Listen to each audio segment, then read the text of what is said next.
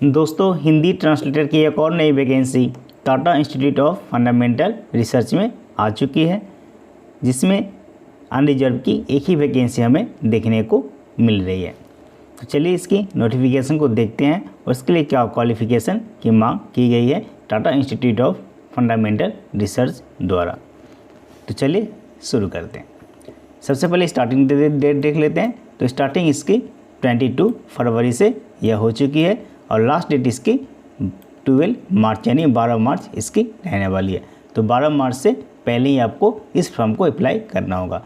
इसके लिए मैं एक बात क्लियर कर दूं, यह फॉर्म को आपको अप्लाई करने के बाद यानी फॉर्म फिल करने के बाद आपको खाम में भरकर यानी एनवॉल्व में भर करके आपको Tata Institute of Fundamental research के पास आपको पोस्ट बाय पोस्ट के द्वारा आपको सेंड करना होगा। यह आपको याद रखना है। चलिए आगे चलते हैं। Tata Institute of fundamentals research, national centre of government of India for nuclear science and mathematics and demand university.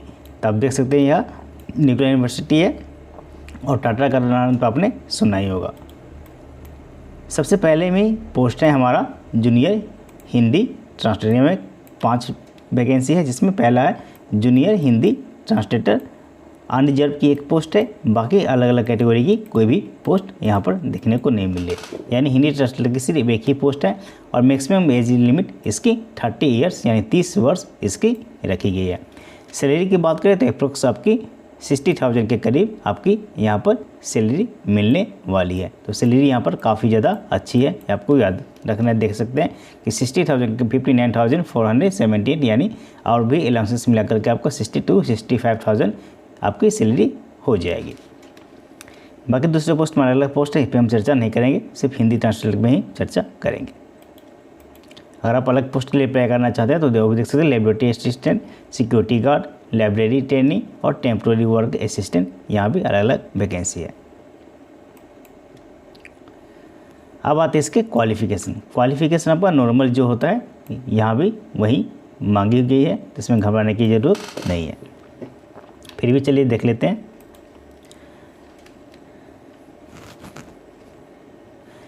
पहले में है master degree from recognised university institute in Hindi with English as a compulsory और इलेक्टिव सब्जेक्ट और medium examination degree, यानी master degree आपकी हिंदी होनी चाहिए। हिंदी में अगर अपना मास्टर डिग्री कर रखा है तो आपको ग्रेजुएशन में इंग्लिश होना चाहिए या इंग्लिश मीडियम होना चाहिए।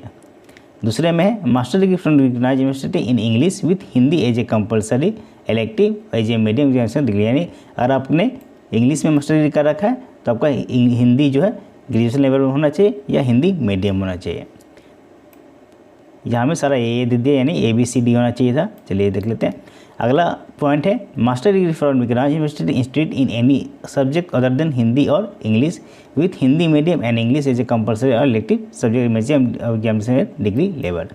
दूसरे में है master degree from recognised university institute any subject other than Hindi और English with Hindi medium and English as a compulsory. घुमा फिरा का वही बात है जो आपका SSC GST में होता है, यहाँ पर वही है।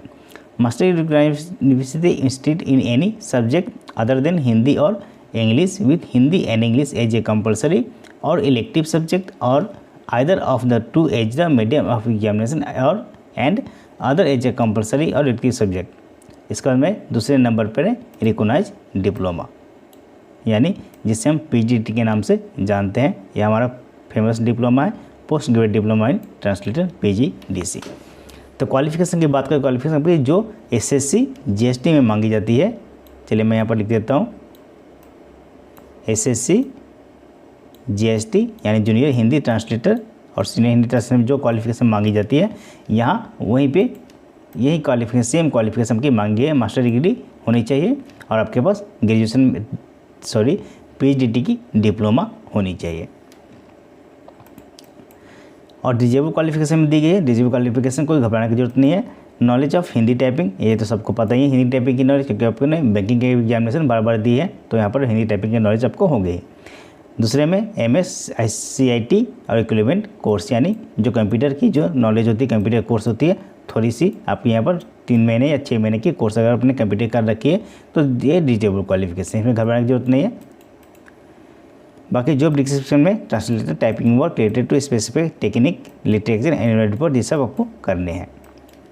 तो क्वालिफिकेशन सिंपल है, जो आपकी SSC GST में मांगी जाती है वही क्वालिफिकेशन आपकी मांगी गई है, तब इसे बड़ी आसानी से अप्लाई कर पाए। यहाँ पर एक बात अच्छी है कि आपको यहाँ पर रेगुलर मोड में कोई नहीं मांगा गया है, क्योंकि काफ़ी सारे जो यूनिवर्सिटी होते हैं या इंस्टीट्यूट होते हैं आपको बोल देते हैं कि मास्टर डिग्री आपकी रेगुलर मोड में होनी चाहिए। तो अगर आपने इग्नू से भी कर रखा है मास्टर डिग्री तो भी आप यहाँ पर अप्लाई कर पाएंगे। तो अगर आप अप्लाई करना चाहते हैं तो आप इसे ज़रूर अप्लाई करें। चलिए मैं इसका आपको दिखा देता हूँ एड्रेस, क्योंकि लास्ट में आपको एनवलप में भर कर आपको सेंड भी करना है, तो मैं इसका एड्रेस भी आपको दिखा देता हूँ। एक second,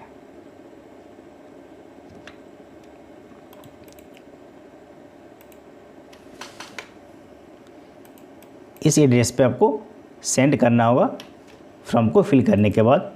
online application must be submitted by March 12, 2022 and application by post. ठीक है, आपको पोस्ट के द्वारा आपको एनवलप को सेंड करना है।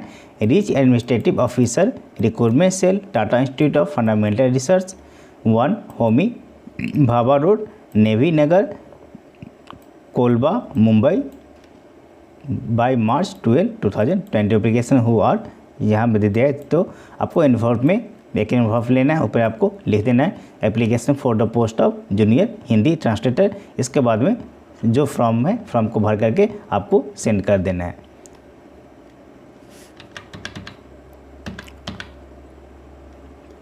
तो अगर आप अप्लाई करना चाहें तो आप इसे ज़रूर अप्लाई करें,